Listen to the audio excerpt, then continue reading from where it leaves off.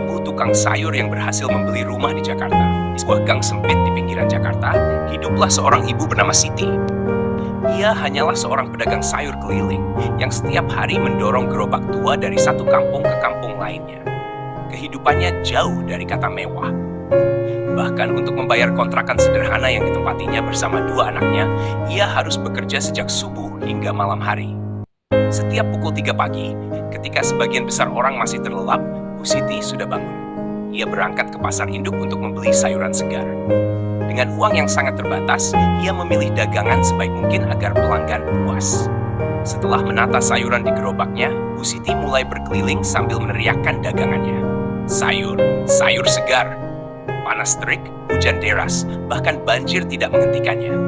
Kadang dagangannya habis, tetapi sering juga tersisa banyak, sehingga harus dijual murah atau bahkan dibuang karena layu.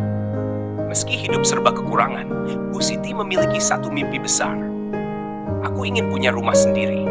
Aku tidak mau selamanya tinggal di kontrakan, katanya kepada anak-anaknya. Banyak orang menertawakan mimpi itu. Bagaimana mungkin seorang tukang sayur keliling bisa membeli rumah di Jakarta yang harganya sangat mahal? Namun Bu Siti tidak pernah mempedulikan perkataan orang lain.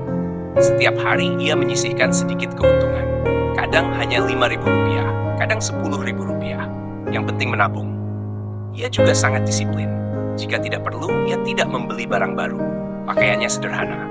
Telepon genggamnya pun sudah bertahun-tahun tidak diganti. Waktu terus berlalu. 5 tahun pertama, tabungannya mulai terkumpul cukup banyak. Ia kemudian menambah usaha dengan menerima pesanan sayuran untuk warung makan dan pedagang gorengan. Penghasilannya perlahan meningkat. 10 tahun kemudian, Bu Siti sudah memiliki beberapa pelanggan tetap. Anak-anaknya yang dulu masih kecil, kini mulai membantu usaha ibunya sepulang sekolah. Meski usahanya berkembang, Bu Siti tetap hidup sederhana. Apa gunanya penghasilan besar kalau semuanya habis untuk gaya hidup? Nasihatnya kepada anak-anak. Suatu hari, pemilik kontrakan menaikkan harga sewa cukup tinggi. Banyak penghuni mengeluh. Saat itulah Bu Siti semakin yakin bahwa ia harus memiliki rumah sendiri. Ia bekerja lebih keras dari sebelumnya. Subuh ke pasar, pagi hingga siang berjualan, sore mengantar pesanan, malam mencatat keuangan. Rutinitas itu dijalaninya bertahun-tahun tanpa menyerah. Hingga akhirnya, setelah hampir 15 tahun berdagang keliling, tabungan Bu Siti cukup untuk membeli rumah sederhana di Jakarta melalui cicilan yang ringan.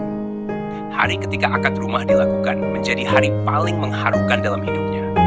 Bu Siti menangis saat menerima kunci rumah. Ia teringat masa-masa ketika atap kontrakannya bocor saat hujan. Ia teringat saat harus menunggak sewa karena dagangan sepi. Ia teringat ejekan orang-orang yang menganggap mimpinya mustahil. Kini semuanya terbayar. Anak-anaknya juga ikut menangis bahagia. Bu, akhirnya kita punya rumah sendiri, kata anak sulungnya sambil memeluk sang ibu. Beberapa tahun kemudian, cicilan rumah itu berhasil dilunasi lebih cepat dari perkiraan. Usaha sayur Bu Siti semakin berkembang hingga memiliki kios kecil di pasar. Meski kehidupannya jauh lebih baik, Bu Siti tidak pernah melupakan masa sulitnya. Ia sering membantu pedagang kecil lain yang baru memulai usaha. Menurutnya, kesuksesan bukan hanya tentang memiliki rumah atau uang, tetapi juga tentang kemampuan untuk bangkit dari keterbatasan dan tetap berbagi kepada sesama. Pesan moral, kesuksesan tidak selalu dimulai dari modal besar atau pendidikan tinggi. Kadang, kesuksesan lahir dari kerja keras yang dilakukan setiap hari, sedikit demi sedikit, tanpa menyerah.